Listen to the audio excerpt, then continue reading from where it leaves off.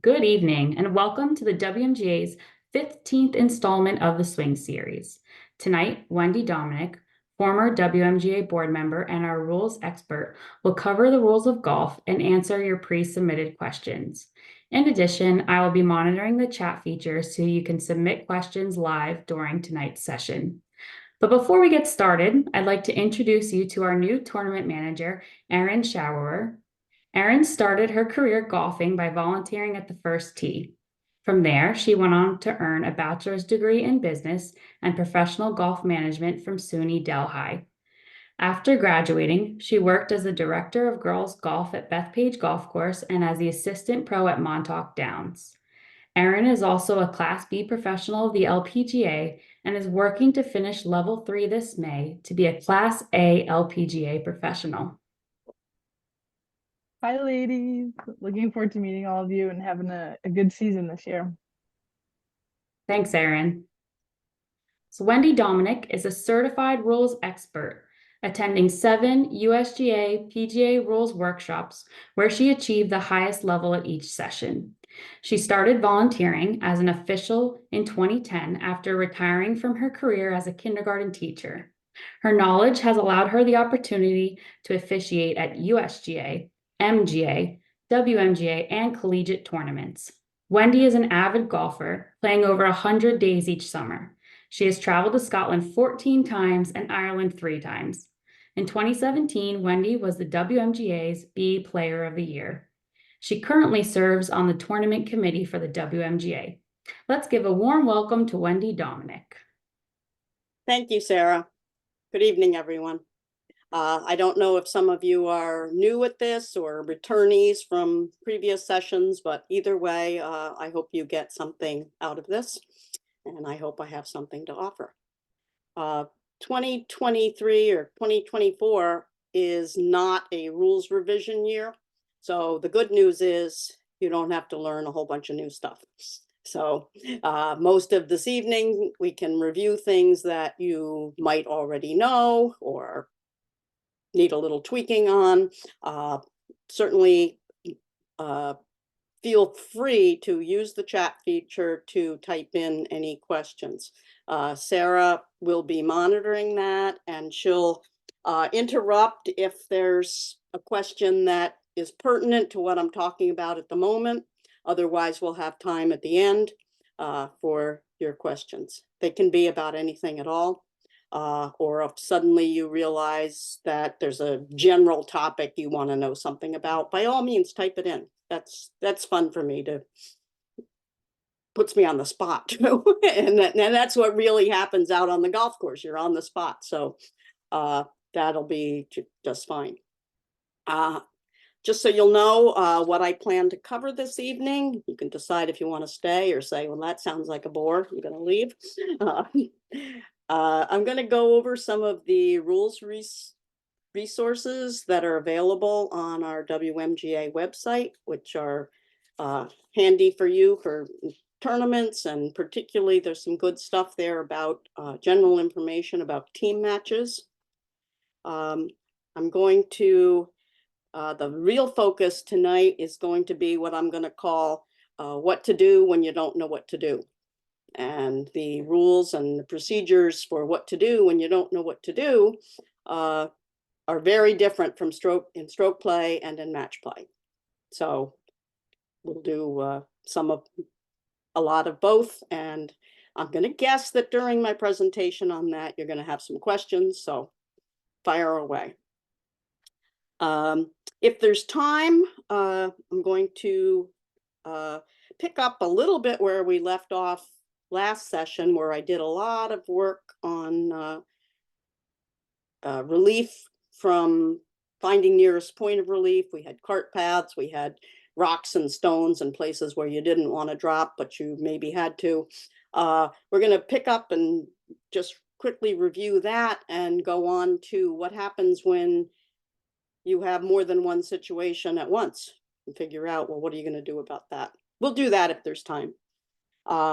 And then again, random questions at the end would be great. So I'm going to start out with some get to the WMGA website. And I'm showing you this here so that you'll be able to find this information yourself. If you go under tournaments and overview, I'm going to go down to WMGA hard card. This is a 2-page document.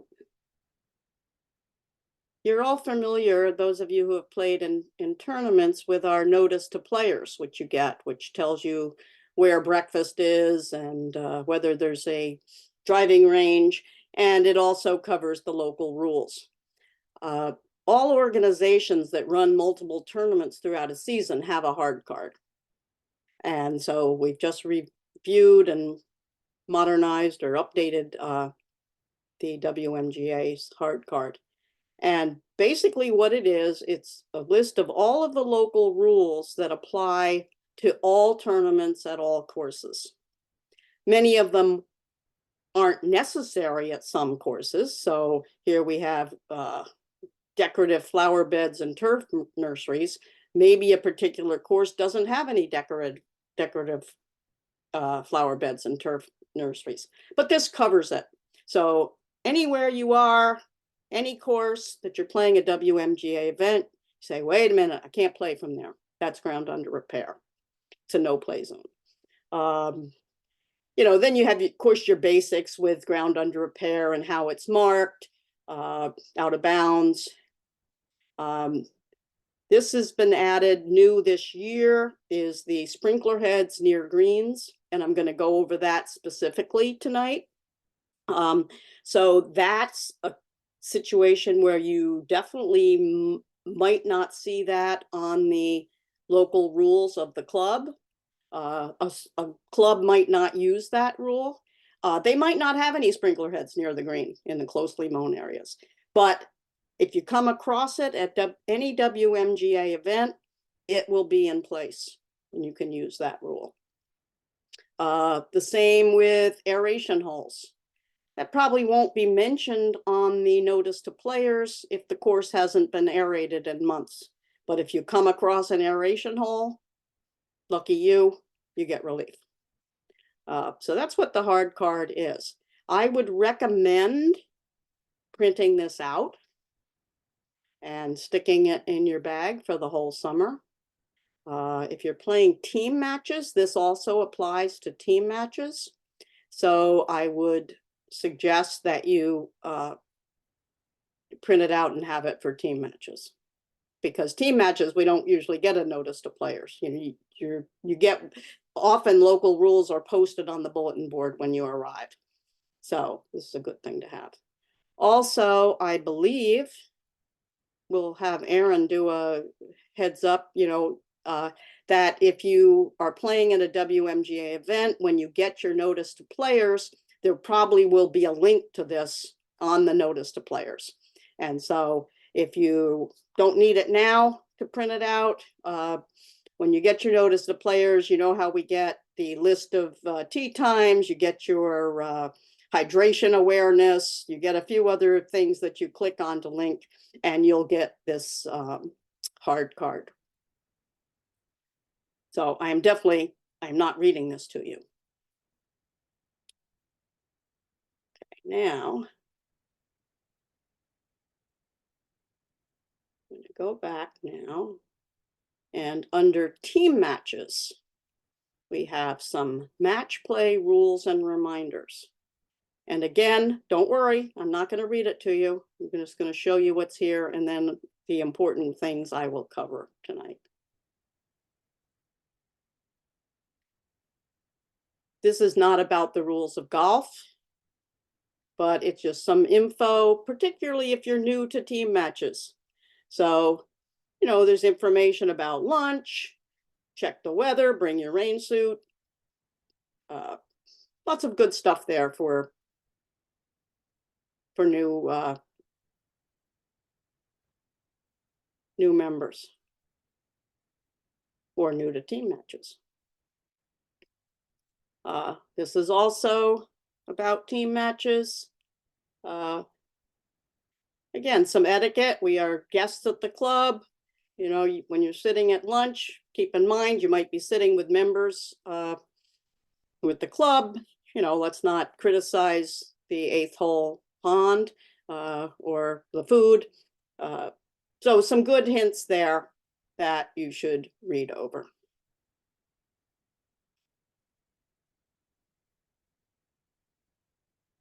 Okay, now we have some match play information. And I'll go over a little bit of this right now, but it's worth, I think it's worth reading. And it points out the difference between match play and some of the differences between match play and stroke play.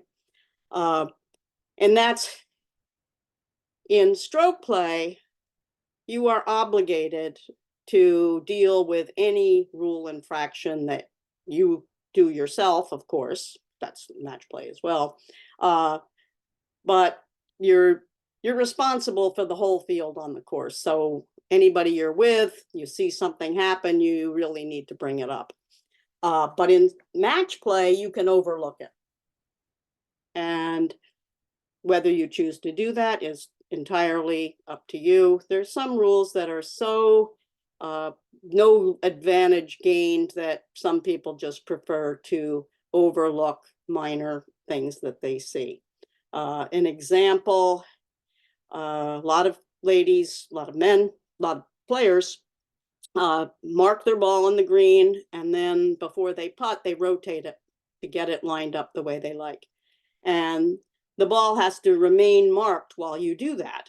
But I'm sure we've all seen players who pick up their marker and then give it one more rotation, and you're not allowed to do that.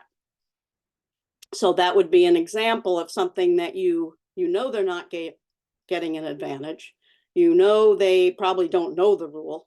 So it's entirely up to you whether you want to bring up that penalty or overlook it. I do want to point out one thing that is slightly changed from the way it's written here. It says, if you are concerned your opponent may repeat the offense, you may acknowledge the error, but only after teeing off on the next hole.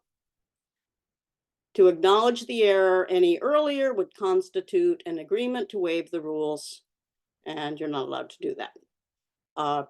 However, there's a slight change there in that the definition of agreement has changed somewhat. So if I were to see my opponent fiddle with the ball a little bit, and that's something I imagine that they're going to do on every hole. You know, you either do that or you don't. And it wasn't marked. I have really several choices. One, just let it go and not worry about it. I can wait until we finish the hole and tee it off on the next hole, and then say, you know what, just so you'll know the rule, you can't do that. That's one thing to do. But what's changed now is that I can bring it up and just say to her, I noticed that you line up your line on the ball. Want you to know there's a penalty if the ball isn't marked, but I'm not going to apply that penalty right now. But don't do it anymore, or I will, you know. But that way you're telling the opponent the rule. You used to not be able to mention it at all. You can tell them. It's not an agreement if you just state that you are not applying the penalty. If you have a conversation, though, so you mention it and you say, hey, I saw that you were fiddling with your ball and it wasn't marked. You know, that's a penalty. And your opponent says, what? Are you going to call that on me? And you have this conversation and you decide, oh, okay, not this time. Now you've made an agreement. You can't do that. So basically your choices are ignore it completely, make it very clear you're not applying the penalty, make it very clear you are applying the penalty, or wait until you tee off on the next hole, which I'll get to later when we talk about dealing with some rules situations in match play, that there is that time limit of teeing off on the next hole. I know, and maybe others have had this happen, you'll see something that you choose to ignore. And that's one of the things that I would tend to ignore. I don't want to win a hole because somebody lined up their line on their ball. But it's against the rules to do it without marking it. So if you choose to call that infraction, go for it. It's a personal choice. But I've often mean to tell the player as a favor so that you'll be educated. But because in the past you weren't able to bring it up, I would forget. And I'd be driving home from the event and I'd go, oh, I meant to tell her she couldn't do that. So I think this helps with that a little bit, but those are your choices for that. The others are, order of play is important in match play. It's not so important in stroke play. If you play out of order, your opponent can ask you to replay. There's no penalty. I think the main area we sometimes see this is with short putts, and your opponent doesn't concede the putt, and players will just go in and go up and tap it in. And if it's not conceded, you really have to wait and mark it. We can concede the whole shebang. You're having a bad day, you say, your match, let's go home. So you can concede a putt, a hole, or the entire match. And rules issues, that's the big event for this evening, I'm going to cover in detail.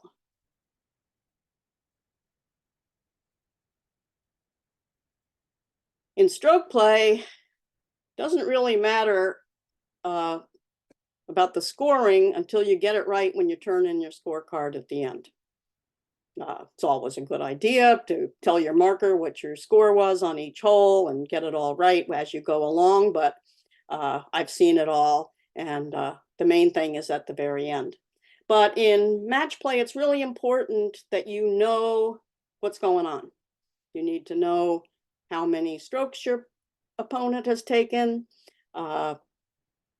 You can ask at any point, say, by the way, what do you lie there? And they have to give you the right information.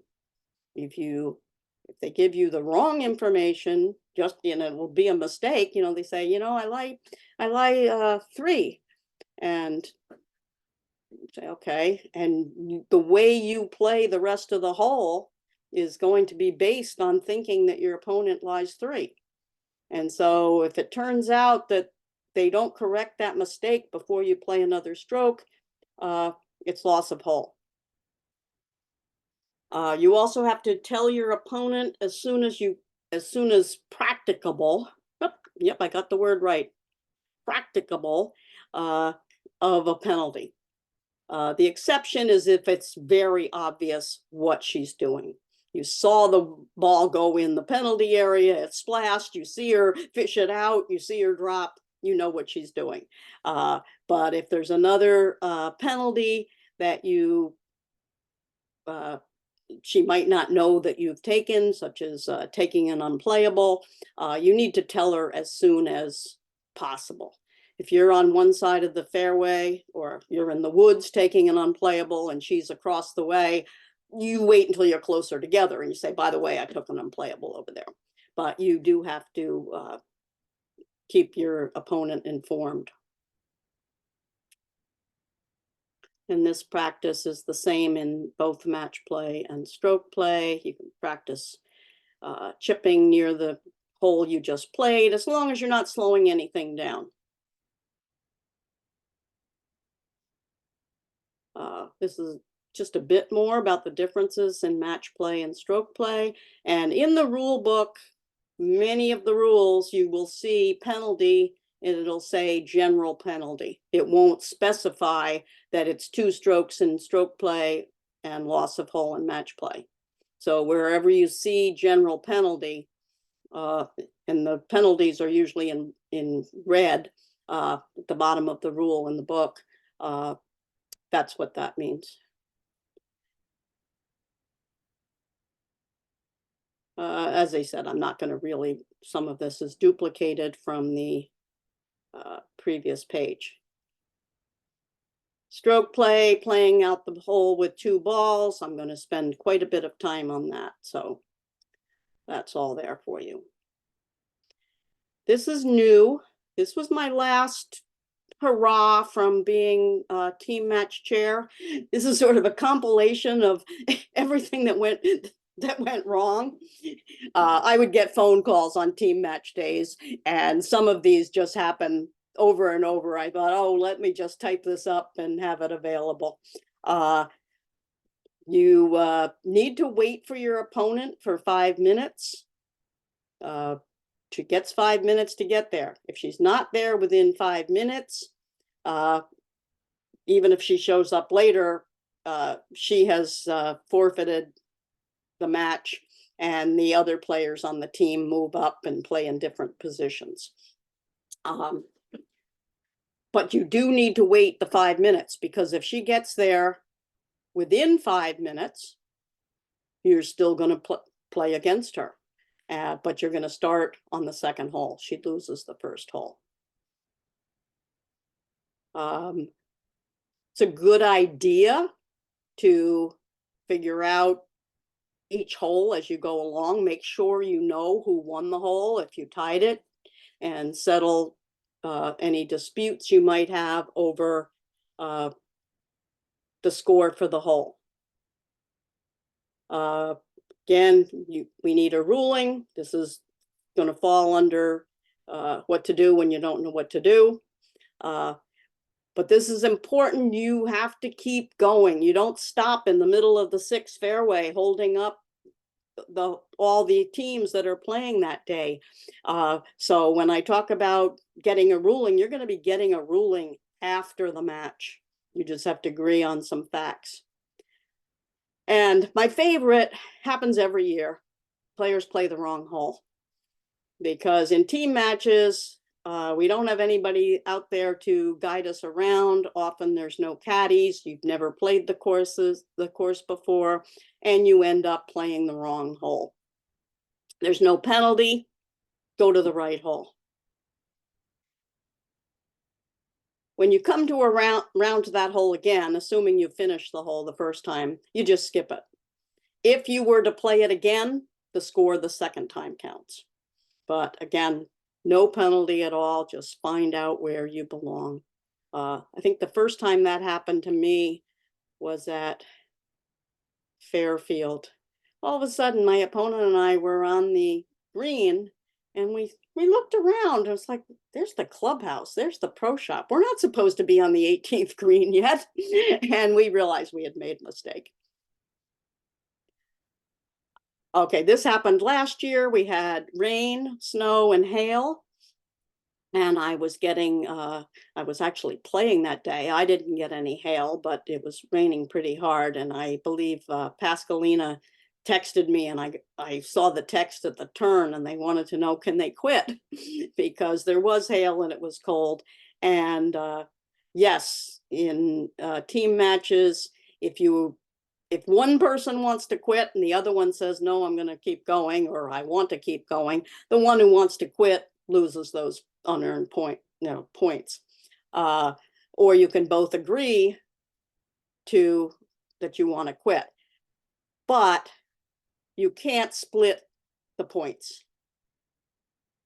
This is all in the TSB, by the way. So Sarah and I are just having a terrible time. Neither of us want to be there. Sarah's already won the front 9. She gets those points. The back 9 is still up in the air. The overall for the 18 is still up in the air. We don't get those points. We don't split them. But yes, you may go home. No, stay for lunch. And then a few other things that keep coming up. Spectators. There are no spectators at team matches. All our other events, we're happy to have spectators, but we don't have any staff to deal with the insurance issues and so forth to have spectators. We either take carts or caddies or both, but you can't carry your own bag or use a pull cart.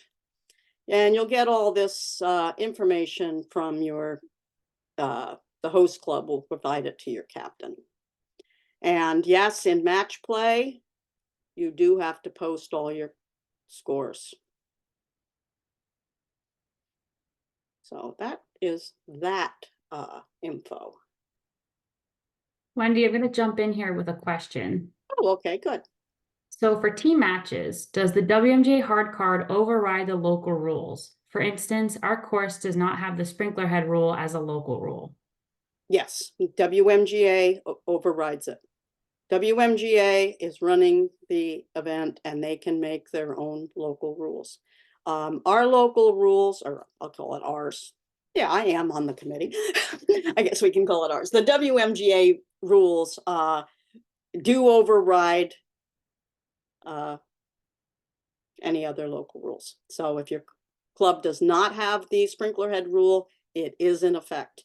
And that's one of the reasons we have one of the local rules for WMGA is that all flower beds and plantings are no play zones, because we don't want to mess up the club. The club might let you hack away at the daffodils, but we're going to be respectful of that, and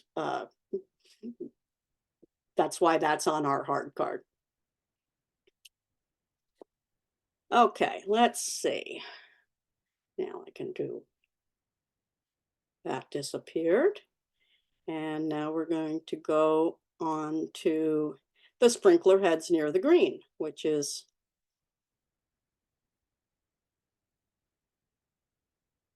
the example. Let's see. This is the rule. Oops. Okay. And it's hard to find because the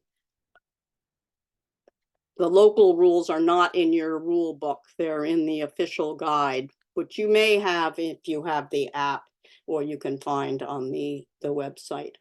But this is how it works.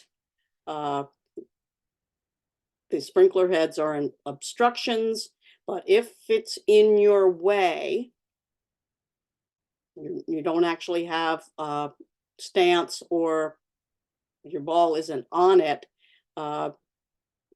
with certain restrictions, you may get line of play relief. So if the obstruction is on the line of play in the general area, cut to fairway height or less. So this usually is, it's either in the fairway or on the apron of the green. The sprinkler head has to be within 2 club lengths of the putting green and within 2 club lengths of the ball. And you find your nearest point of relief and drop in the relief area, just as we do for all relief situations. And I'll show you some pictures.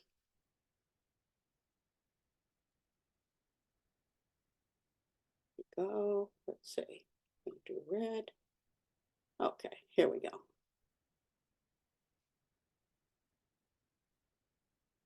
So here we happen to have 2 sprinkler heads here. And there's the flag right there. If your ball was right here and you're right-handed, you would not be standing on a sprinkler head. Your ball's not on the sprinkler head. The sprinkler head doesn't interfere with your stroke, but most likely you would like to putt. And that's the reason for this rule. And you can see that this, I think you can see, this is clearly quite close to the edge of the putting green, within 2 club lengths. I believe this one as well is within 2 club lengths. And then your ball would have to be within 2 club lengths of the sprinkler head. So if you were way down here, that wouldn't qualify. So we call it the 2+2 rule. That's really all you need to remember. That if you're within 2 club lengths of the sprinkler head and the sprinkler head is within 2 club lengths of the putting green, you get relief. So in this case, we can ignore this one for a minute. It's unusual actually that there are 2 so close together. Assuming your line of putt is such that you're going to go fairly straight, this would be your nearest point of relief right about there. And you would drop it within your relief area. This came up at a WMGA event last summer in the group I was with. One of my players or co-players had this situation. We checked the local rules and it wasn't listed. So we said, let's make it one of our local rules. Okay, now the main event. What to do when you don't know what to do. So let me just show you where this is on the, whether you use the book, the app, the website. It's Rule 20. Just want you to know the name of it, because sometimes you're out on the course and you say, I know what to do, but I can't remember. Let me find it. So it's Rule 20, resolving rules issues during a round. And then, of course, rulings by referee and committee, you really don't have to worry about. You're worrying about during a round when you have to deal with it yourself.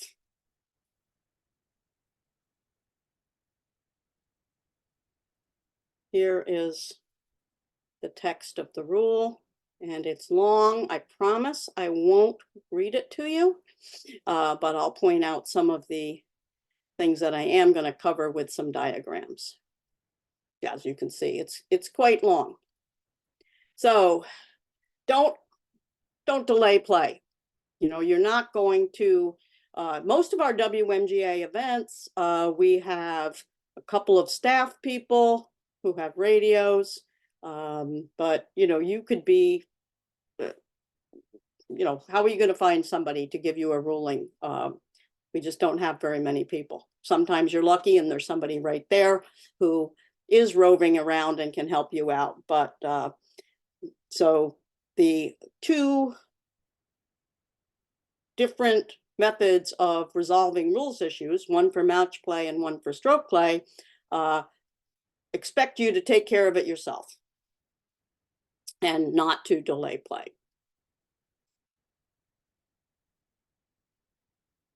So as I said, I'm really not going to read it all. But in match play, one thing that is interesting is that you can do your best to figure out what you think should be done. And there's no problem, even if you get it wrong. As long as you're trying to do what you think you should be doing.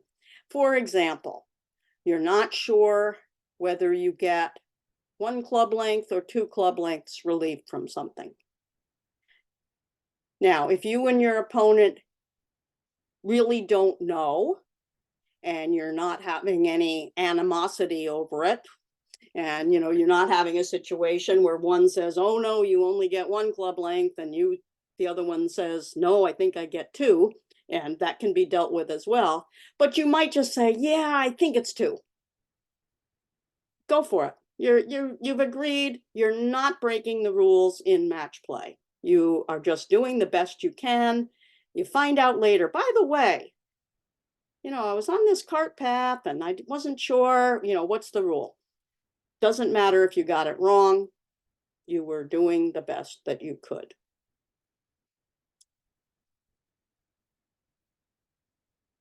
I'm going to use a specific photograph to show how to deal with a situation when you're not in agreement. Now, this working out in match play what you think you should do does not apply to stroke play. In stroke play, you have to get it right. So you can have 4 people playing together and you say, oh yeah, sure, I know, you can get 2 club lengths from there. If you're wrong, you're in trouble because you're going to be penalized for playing from a wrong place, or might be, depending on where you actually dropped. But because the difference is in match play, it's just you and your opponent. We expect you to play golf. You can't just make up everything you want to do, but you're not hurting anybody else at all if you get it wrong. Whereas in stroke play, you do need to get it right. But we have a way of dealing with that as well. Now, well, I'll cover it in a second. I'm going back and forth a lot. I apologize for this, but I really want to compare the match play and the stroke play. So it's sort of like, oh, I have to bring this up and go back and forth with that.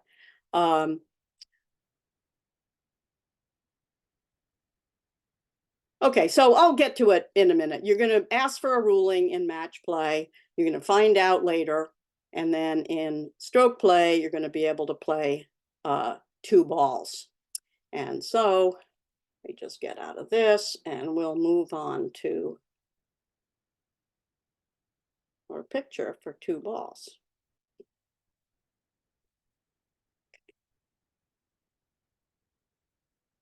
So here we have, I tried to come up with the simplest situation I could where there could be uncertainty. There can be uncertainty between opponents. There could be uncertainty in stroke play as well. So here we have a ball on a grate in the rough.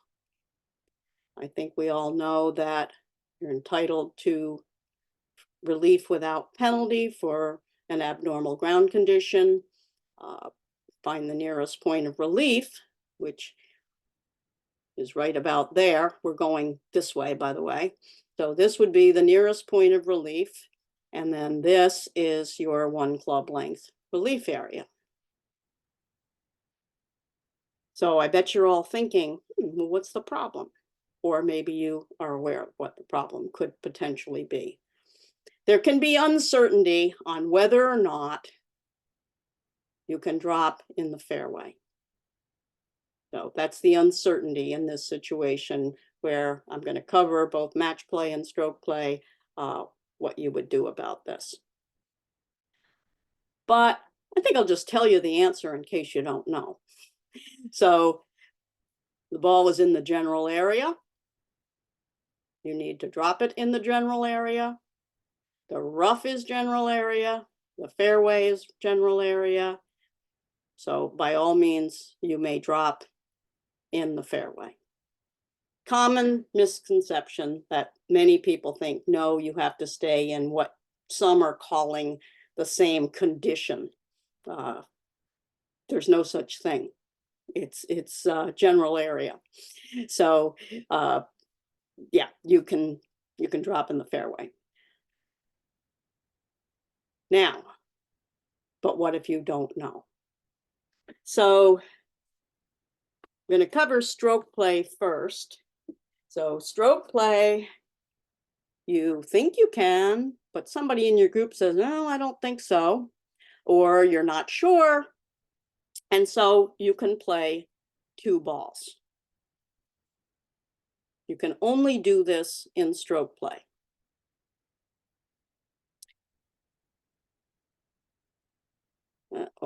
So I want to keep this picture up. I'm not doing too bad with the technical difficulties. I'm going to come back to that in a minute.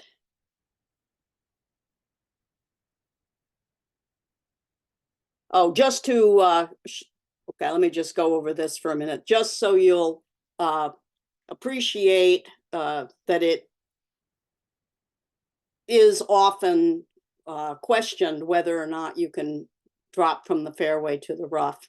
There is a clarification that explains that sometimes you get a worse you're worse off. You may even have to drop in the rough when your ball is in the fairway in certain situations.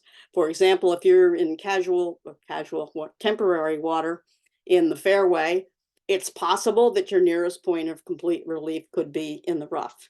And then the opposite is also true. So this clarifies that it's just a matter of general area. Doesn't matter if it's better or worse.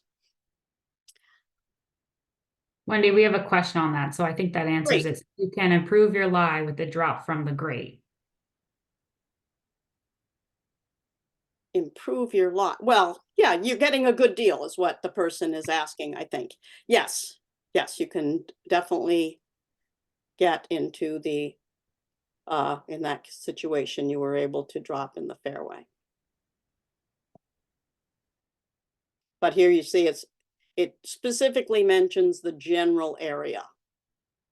So you just have to remember it's the general area, not fairway or rough. So I'm going to go back to the picture.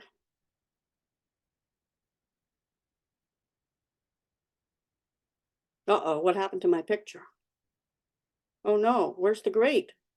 What did I do? Ah. Okay, so stroke play, you're not sure what to do. Stroke play, you want to get it right, because if you aren't allowed to drop in the fairway, and you do, you would get a 2-stroke penalty for dropping in the wrong place. But we already know it's fine, but we're going to pretend that we don't know. So here's what you can do in stroke play. Before playing a stroke at the drop ball, or maybe you haven't dropped yet, but before playing a stroke, you announce that you're going to play out the hole with 2 balls. You have to announce that to your marker or somebody in your group, and you should / must, in order to make it all work out the way you want, announce which ball you want to count. Now, while it seems obvious in this situation, I mean, why are you playing 2 balls? Because you want to drop in the fairway. But even so, you have to say, I want the one in the fairway to count. If you don't make that announcement, when you bring this up at scoring, it's going to be whichever ball you played first is going to be the one to count. So you say, okay, I'm going to play 2 balls. I'm going to drop 1 in the rough. I'm going to drop 1 in the fairway. I want the one in the fairway to count. And you play out the hole with 2 balls. Wendy, we have Yes. questions on this. So the first one is, don't you have to find the nearest point of relief? Yes, the nearest point of relief is right here. So that comes first. You know, it's going to be very close to where that ball is on the grate. It's going to be there. And so you found the nearest point of relief, and then your 1 club length area is like this. But once you've established that within your 1 club length area that there is some fairway there, that's what is bringing up this question of, am I allowed to drop there or not? So you say, I'm going to play 2 balls. I want the ball that I drop in the fairway to count. You can play them in either order. If you say that you want the one in the fairway to count, that's the one that will count if the rules allow. That will all be sorted out when you get to the scoring table. You must announce or tell at scoring that you played 2 balls. This rule is really quite user-friendly in many ways. Basically, you have to report it at scoring. If you don't, you're going to be disqualified. You should, strong should, be sure to play out the hole with both balls. I'll just give you an example of what you possibly would do, and don't do it. So you say, I'm going to play 2 balls. You drop one in the rough. It's a terrible lie. You drop one, or you say, okay, I'm going to play this one first. I don't want this one to count. And you hit a wonderful shot. Just no problem at all. And you say, well, I know I can drop in the rough.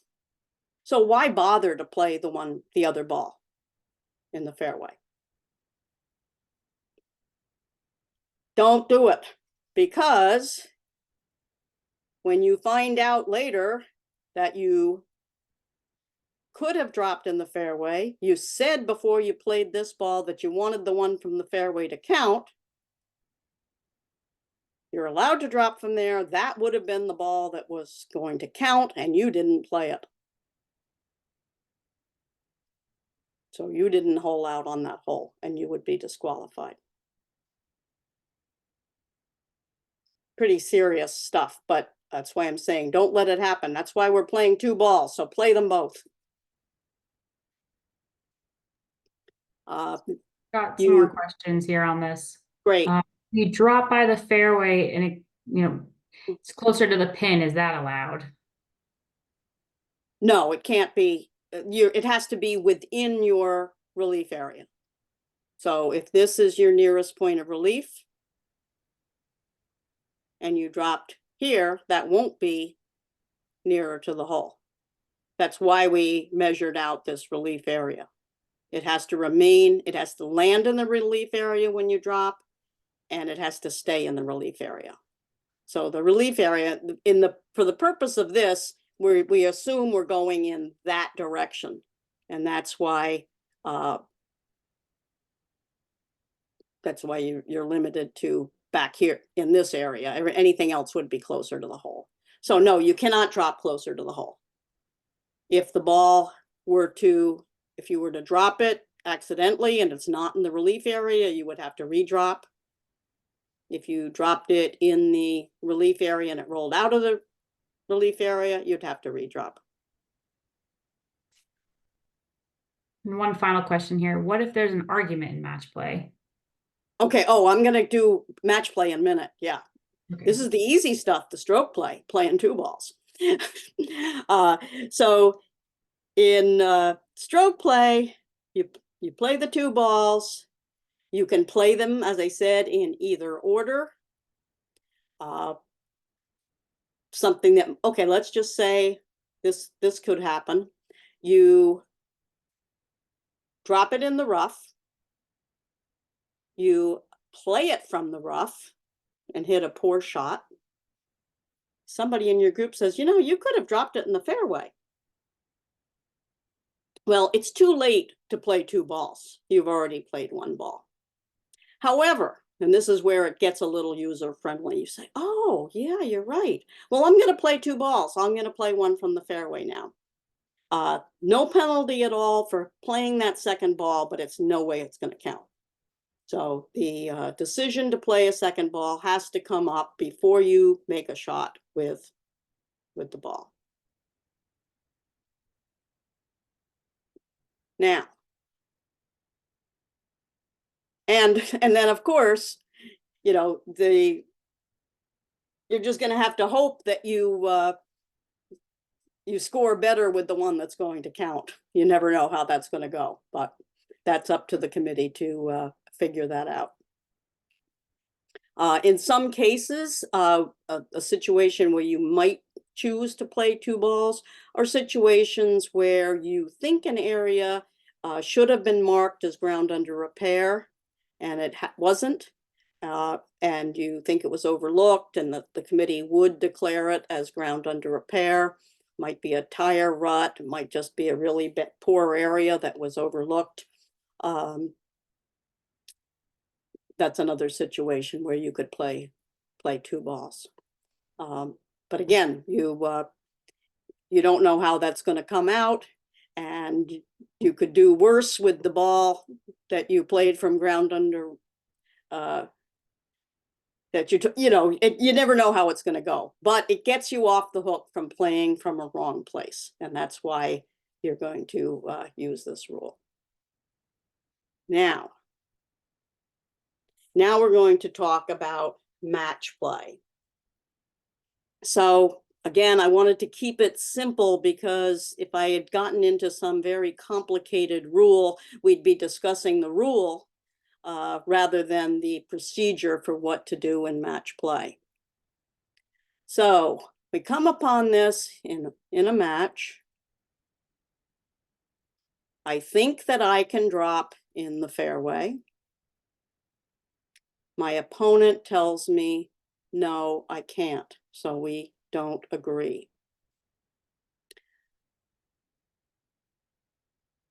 So if I'm the one that wants to take relief in the fairway, and my opponent tells me, and this could be, by the way, before it happens, or things can be brought up in match play about asking for a ruling after it happens. It's a lot easier if it's before it happens because you can kind of keep it friendly. But my opponent makes it clear, no, no, no, you have to drop in the rough. I can either go along with what she says, play from the rough, no problem. Or I can stick to my guns and say, no, I'm really quite sure I can drop in the fairway. I'm going to drop in the fairway and play from here. My opponent can then say, or should really, because she's sure that I'm doing the wrong thing and getting an advantage, says, well, I disagree with that and I would like to ask for a ruling when we finish the match. So we agree on the situation. The situation is, can I drop in the fairway or not?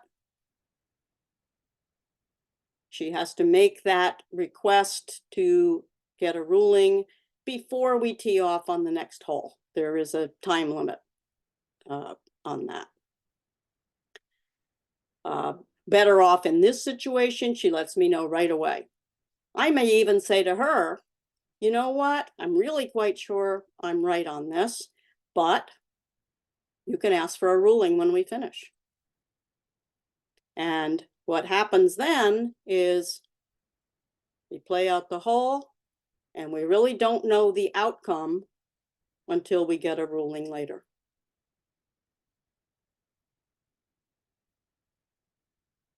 Questions? I'm sure there are questions.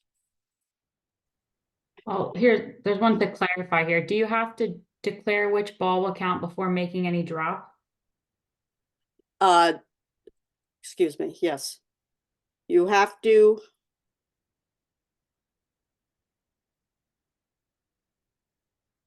No, you could have dropped, excuse me, you can, so we're now back to stroke play. Yeah. So you have a situation where it has to be before you've played a stroke. So you could have dropped. So let's say you took a drop. Let's just reverse it a little bit. Most of the time you're trying to get a drop in a good place. You're in a spot, you're in a tire rut and you want to get a drop. This could be the opposite. You assumed you could get a drop from something, and then it's pointed out and you drop, and then before you've played the stroke, you think, oh, wait a minute, maybe I'm not allowed relief from here. So it's okay that you already dropped, but you don't want to just, maybe where you dropped is fine. So you don't want to pick up that ball, but you have doubts. So you drop another in the other spot and you announce which one before you play either ball. So the key to it being too late is playing a stroke. To get back a little bit to the match play situation, as I said, it's a lot easier if a situation comes up like this where you're discussing it in a friendly manner before it happens. And it just can be, hey, I don't think you can drop there. And you just say, do what you want, but we'll get a ruling later. this would be a case of playing from a wrong place if you weren't allowed to drop in the fairway, and playing from a wrong place in match play is loss of hole. So it's a matter really of your own confidence in the rule, whether you want to go ahead and agree with your opponent or do what you think you're entitled to do. It's a little more difficult when it's already happened. So, then you have a situation where you say, hey, you just hit from the fairway. You can't do that. That's the wrong place, and you lose the hole. And the opponent would say, no, I think I'm allowed to. And then, you just agree. You say, we'll get a ruling on this later. Couple of things on getting the ruling is the rules refer to getting a ruling from the committee. So in all our WMG events other than the team matches, we have a committee on site. We'll have Aaron, usually have a rules person there. We have other staff. We have access to calling Sarah, and whatever. I get phone calls during team matches about rules. That would be the committee. You can't shop around for a ruling. So when you have to agree that, technically it's the committee. But if you were to ask somebody else before going to the committee, you see somebody out on the 17th hole who you happen to know, and you say, oh, she'll do, we'll ask her. And you get a ruling and you say, okay, thank you. That's your ruling. You have agreed on, you've worked that out yourself. You could ask the locker room attendant, and if that's what you did, that's what you did. Many ladies will go to the pro at the club. That's up to you. He or she is not on our committee. But if that's who you want to go to, that's fine. You can go to your series captain, who isn't necessarily a rules expert, but might say, hey, why don't we call the office? Or, so that's how that works out. We got a few more questions here. To clarify, not playing two balls in match play. No, you cannot play two balls in match play. And if you think about it, you'd have no idea what you were up against. The whole idea of match play is, she's on the green in 3 and I'm on in 4. Oh, I better make this putt. But on the other hand, but she's on the green in 3 with that ball, and 2 with this ball. Oh, but I don't know which one's going to count. It's just a mess. And however, okay, now anybody who's here this evening now knows you can't do it in match play, so that's going to be fine. But if two opponents didn't know that you couldn't do it, and they said, yeah, play two, the committee is not going to do much ruling on it because you couldn't do it. They're just going to tell you the first ball counts. It just, whatever it is, the first ball counts, and there would be no penalty. Now, on the other hand, if my opponent, if I said I'm going to play two balls, and my opponent, who is here this evening, listening very careful to all of this and knows that she can't, will say, no, you're not allowed to. That's only stroke play. And objects and says, no, you can't play two balls. You're going to have to decide what you want to do here. And I play two balls anyway, I lose the hole. So, what happens? Oh, sorry, Wendy. Go ahead. More questions coming in. What happens if one person asks a ruling from the pro and the opponent doesn't agree with the ruling the pro gives? Okay, you will have had to have agreed that it's the pro you're going to. That's important. As I said, you can't shop for a ruling. So the pro is not on our committee. And as he said, there's nothing wrong with both of you saying, we'll ask the pro. You know, he may be the best person on site to give a ruling. So I'm not going to say don't do it, but you can't have one run into the pro shop and say, hey, I got a ruling. And the other one says, hey, we never said we were asking the pro. So that's something you should work out, you know. So when you say we'll get a ruling at the end of the match, talk it over on who you're going to go to. And another one, how long can you wait in match play before continuing to the next hole? I mean, time limit, so you don't interfere with time of play. Repeat that one. So how long can you wait in match play before continuing to the next hole? And then she continues on, I mean, time limit, so you don't interfere with the time of play.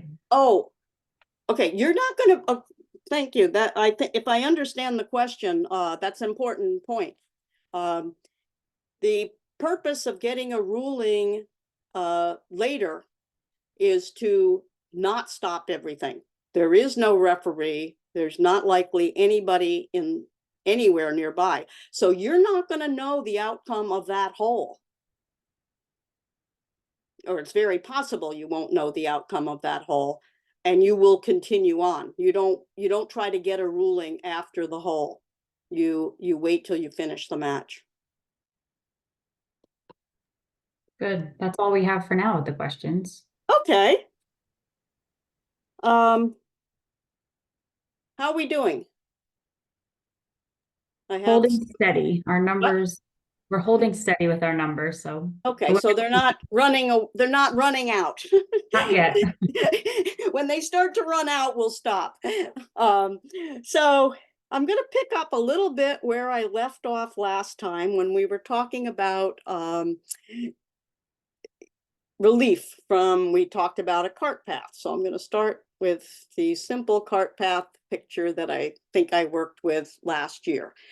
So if any of you were not with us, I can't imagine why, but if you weren't with us last session a year ago, I did a lot with finding nearest point of relief. And this is, we're going to call this a cart path. I tried to make it gray, but I'm doing okay with my graphics here, but I couldn't quite make that cart path gray without hiding the ball. So just as a quick review,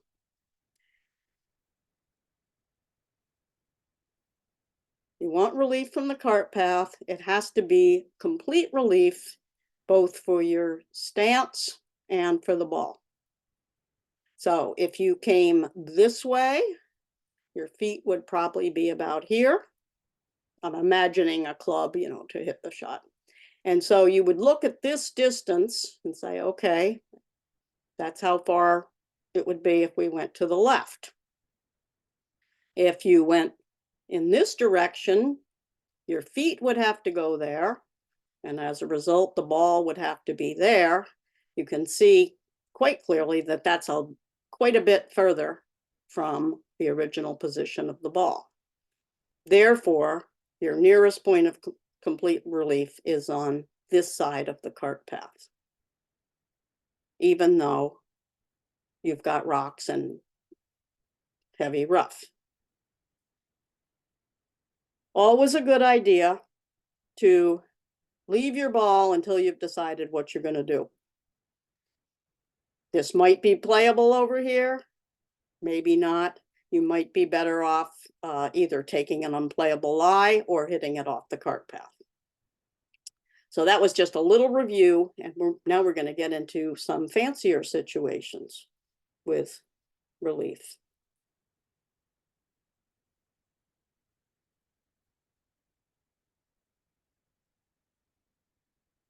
Sometimes you find that there are actually two conditions. So I'll just quickly do this, and then we'll get to my fanciest one. So this was out. I was taking a walk on my golf course last week. I saw these two metal things. These are so far from the play of either the 10th hole or the 3rd hole that I've never seen anybody near them, but they illustrate if you were going to the 3rd hole over here, you have a situation where you're going to get relief from this. Your nearest point of relief from this grate is probably going to be there, and you're going to be standing on that grate. These are 2 separate conditions. So you have to deal with, I'm going to take relief here, and then deal with the other situation. I'll explain a bit more in our next slide that I show. And sometimes what we call the ping pong rule is you take relief from this, it puts you here. To get relief from there, it puts you here. And in that case, I'll just jump ahead. You would find where is your nearest point of relief from both. But that's only after you've gone through it separately. Often happens with temporary water. So here we have 2 puddles. Your ball is here. You want relief. Let me see if I can move the ball. Oh, I can. Your nearest point of relief for this puddle puts you here. And then you would be standing in this puddle. Well, this is a different situation. So my point here is you don't get to say, oh, I don't have to drop here. I get to go over here or somewhere else. It's a separate situation, and you deal with each one separately. In all likelihood, you find this is your nearest point of relief. You get your relief area. Let's, for the sake of argument, say you couldn't get one where you weren't standing in this other puddle. You go ahead and you drop, then you're standing in the other puddle, and now you deal with that puddle. That one might get you over here. Who knows where it might get you? If it gets you back over here, then we say, okay, that's our ping pong. One put us over there, the other one puts us back. Now we say, where's a spot where I have complete relief from both? And then one other is, oops. Okay. You sometimes get 2 different types of conditions. So here you get a cart path and a puddle, and I'm going to go into that on my next slide.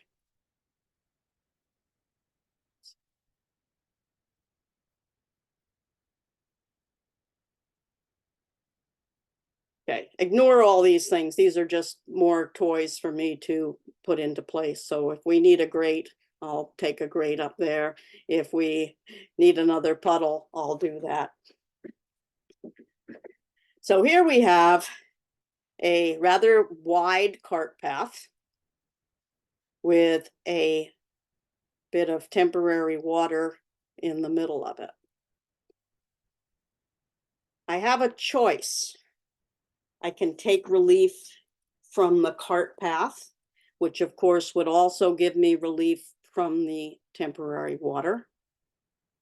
Or I can take relief from the temporary water, see what that leaves me. No, let me take that back. Don't wait to see what it leaves you. Figure out what it's going to leave you before you decide what to do. So let's just do a little bit of measuring here. If I take relief from the cart path,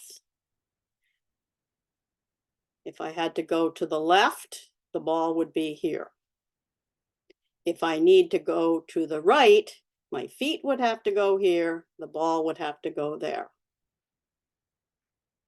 So now I'm going to figure out where's my nearest point of relief from the cart path. Well, I'm going to use my clubs to measure. Let's just see if that's almost 2 club lengths away if I go in that direction. If I go in this direction, it's about a club length. So relief from the cart path puts me over here where I don't want to be. This is bad. Oh, there's rocks everywhere. Rocks and heavy rough. So I don't want to be there. Think, okay, well, maybe I'll just take relief from the temporary water. Let's see how that would work out. Well, I think I had this all measured earlier.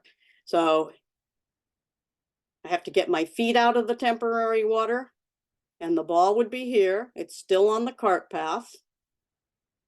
Let's just measure it out. It's about a club length away. Or, uh-oh, I had to keep that ball there. Okay, trust me, this is closer. I measured it all out before. So your nearest point of relief from the temporary water only, not the cart path, puts you here on the cart path.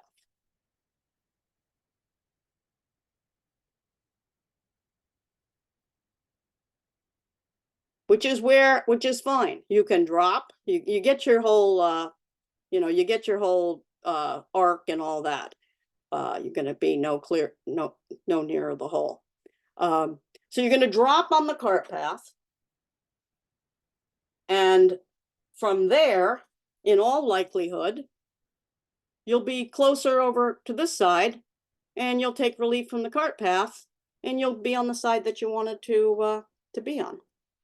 So it's just an example of remembering that you deal with each situation separately. And if you think ahead and you say, here's where I want to be, you can get sometimes the outcome that you would like. What you definitely don't get is the, oh, I don't have to drop over here situation. If there was a grate over here, you would get relief from the grate, but it would be a separate situation from the temporary water. It's a separate situation from the cart path.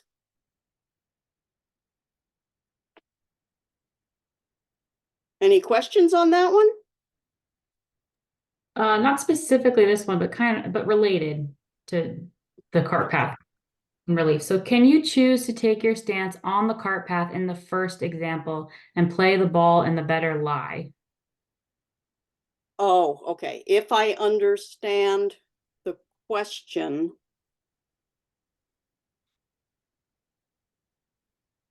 We might be going back to your first drawing, Wendy. I think that would be easier if I Yeah. actually went back to that one. Let's get rid of all these other, yeah, I think the simplest one here. I think perhaps this one.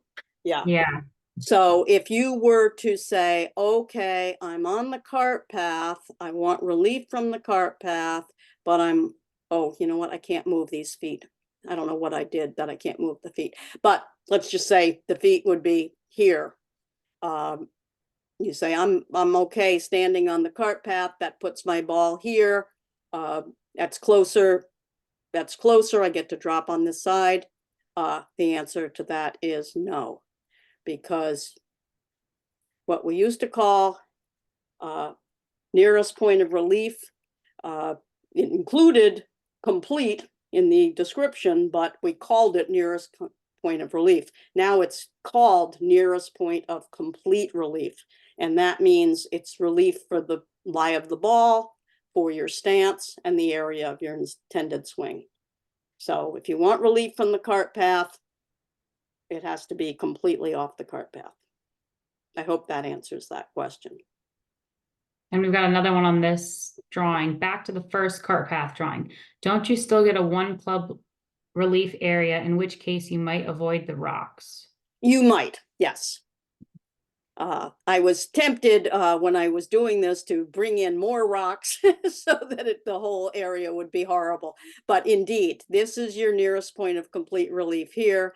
And if you took your semicircle, your one club length, it would go this way and then, around this way, you might get yourself over here, which would be fine. Yeah, you have to remember you get the club length arc. All right, here's one. Please speak to the Jordan Spieth scenario. He asked the official for relief from obstruction as he said he wanted to hit the ball left-handed, got initial relief. Then that relief area included a cart path, so he got relief again. Now he is multiple club lengths from the original obstruction, and he turned around and hit the golf ball right-handed.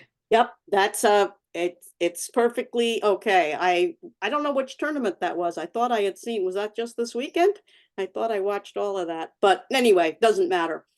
Yes, if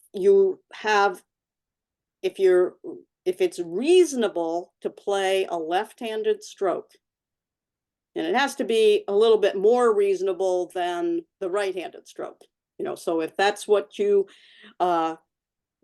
could do, and as a result, it puts you, say, on a cart path, you would get the relief.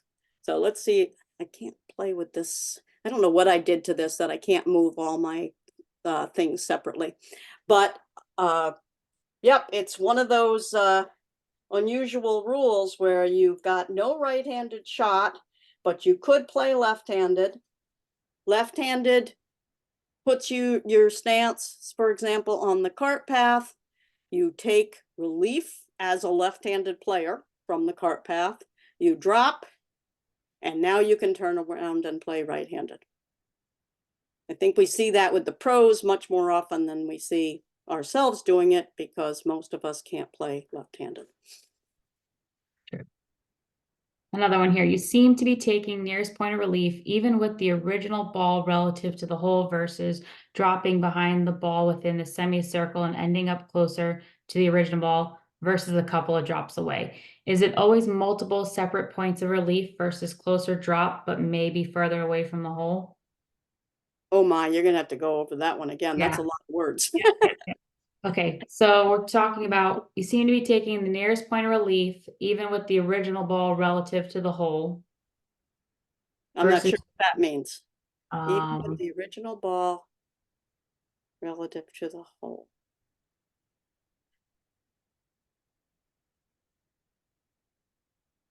That's where I'm a little bit yeah, versus, uncertain. we might need some clarification on this question. Yeah, if that whoever did that could, I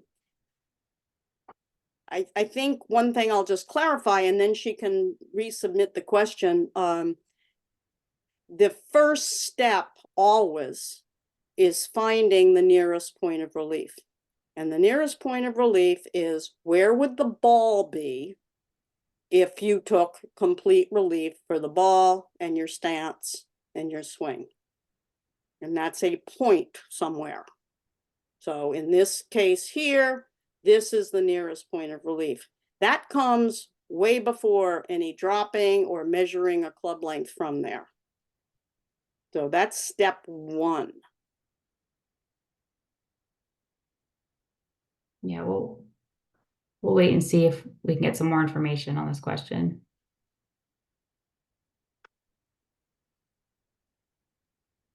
Wendy, there's a different question coming in, not related to this, but about a little bit of order of play. And talking about when you have a situation where there's provisional balls involved. Can you go over that a little bit? Yes, on the tee, if somebody's going to play a provisional, they go to the back of the line. So if there are three people playing and you're the first to tee off and you hit it towards out of bounds or where it might be lost and you're going to play a provisional, the other two players would play before you do. And then you would play. If multiple people are going to be playing provisional balls, you keep the same order that you had. However, out on the golf course, I mean, out on the hole after you've teed off, you're out on the fairway or something, and somebody needs to hit a provisional, they would hit that immediately. It's still their turn. We assume they were away, and they would hit the play then. Thank you. I think, I hope that other question comes in, but if it doesn't, I really only have one more thing that I wanted to cover, but if others have questions, that's fine. I have kind of a funny, haha, video that was sent in with a question. So this was on Instagram. See, I'll put the sound on. Now the question, or this was sent to me with a serious question. As you can see, when you watch it, you're just going to kind of laugh at what's happening. But I'll answer the serious question anyway. Oh, that is shown. Right, look.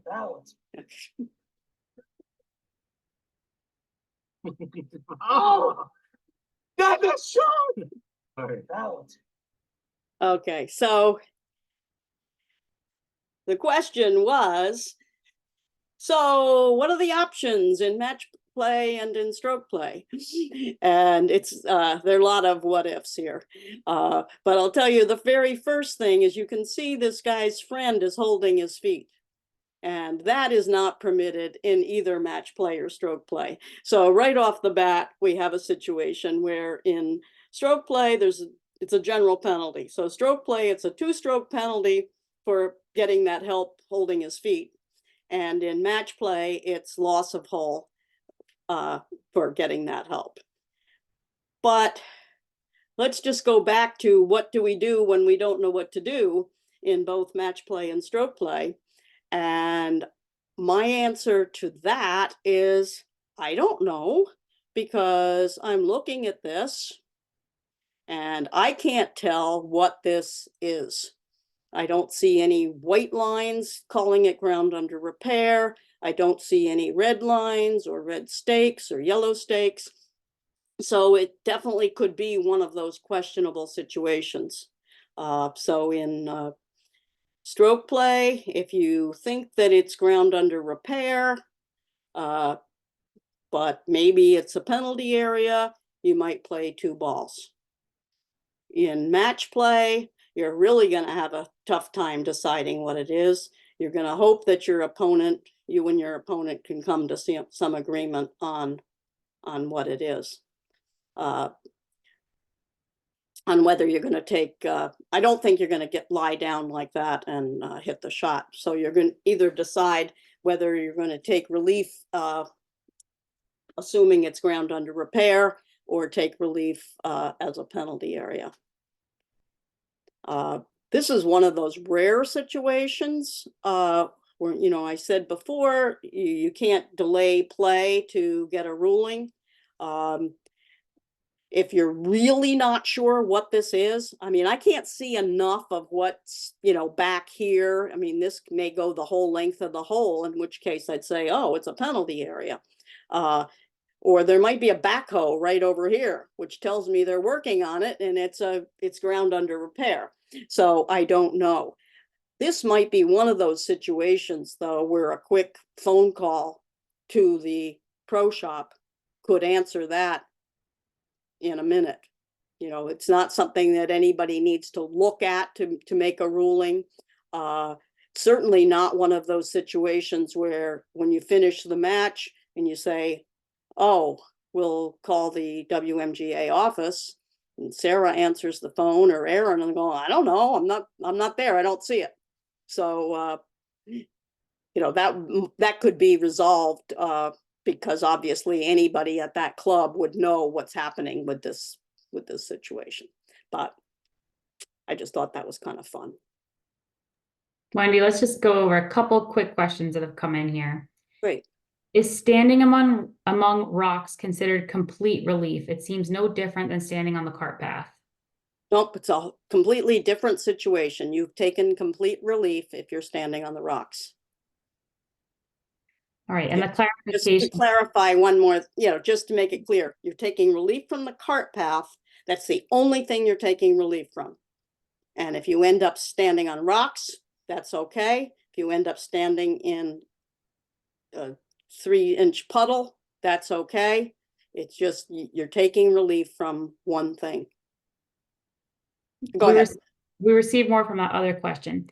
So it seems like the first nearest point of relief overrides all. Is that correct?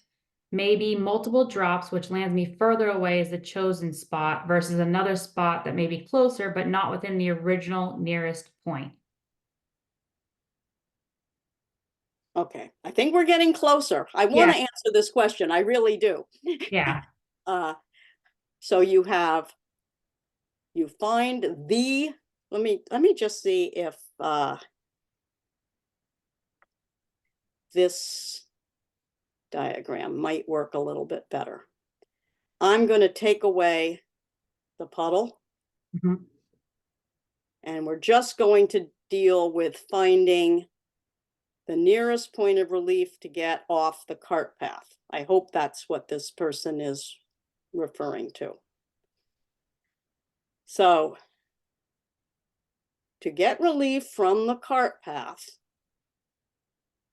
when she says first point of relief, I think she might mean this one. That's the one I dealt with first. And I said, okay, if you went to the left, the ball would be there, your feet would be there, doesn't matter if it's on rocks. And therefore we would measure from here to here. And then we're also going to check out over here and figure out which one is actually the nearest point of complete relief. So let's just get these. So this is from here, a bit more than 1 club length, if we went in that direction.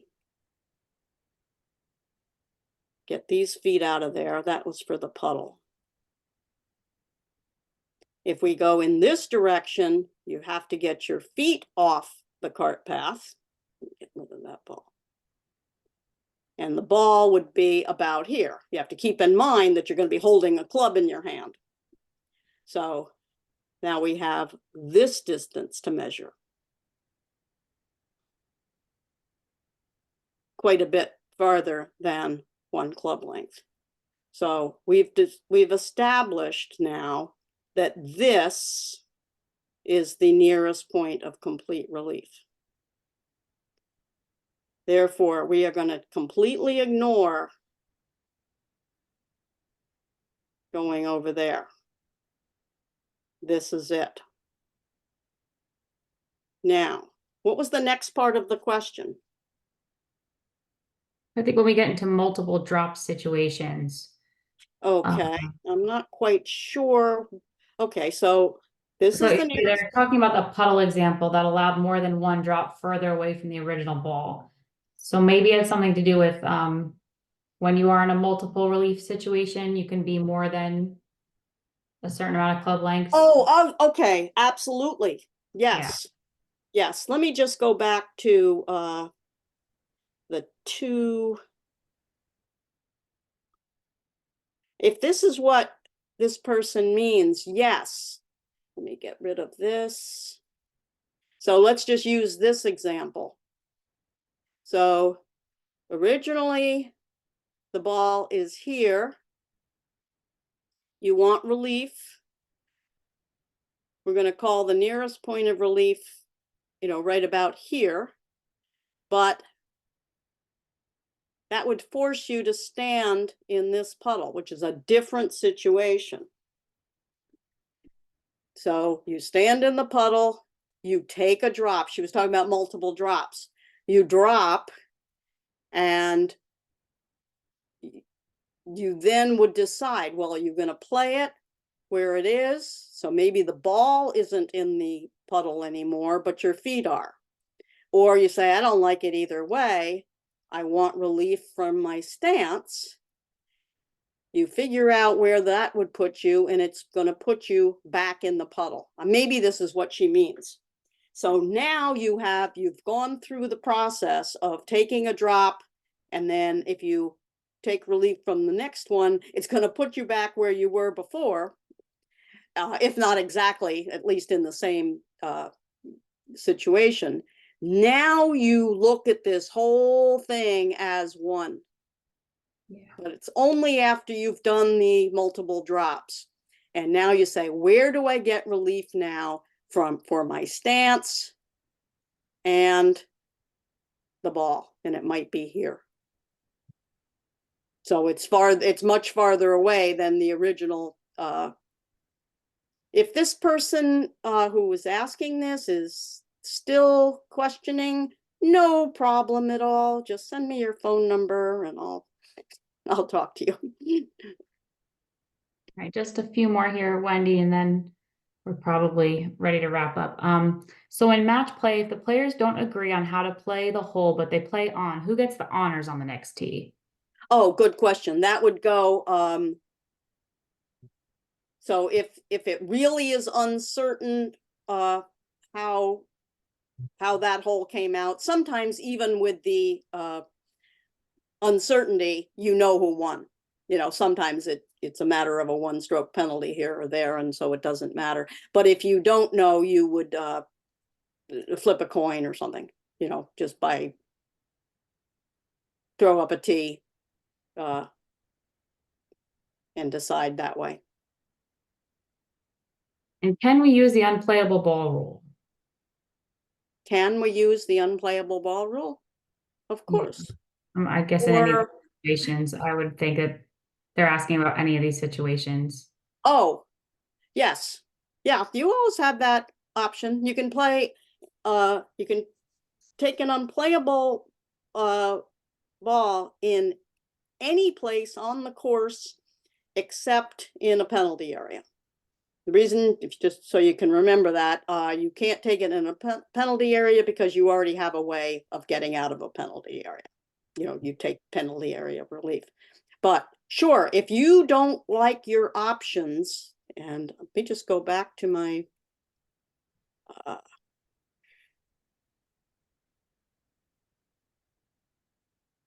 yeah, if we just go back here and you didn't like that option, that's your nearest point of relief. You could take an unplayable, you get 2 club lengths directly from the ball. You know you can't get off the cart path with free cart path relief, but an unplayable, you get 2 club lengths. It's going to get you over here, 1 stroke. Sure, you can do that. Certainly could be better than that. Mm-hmm.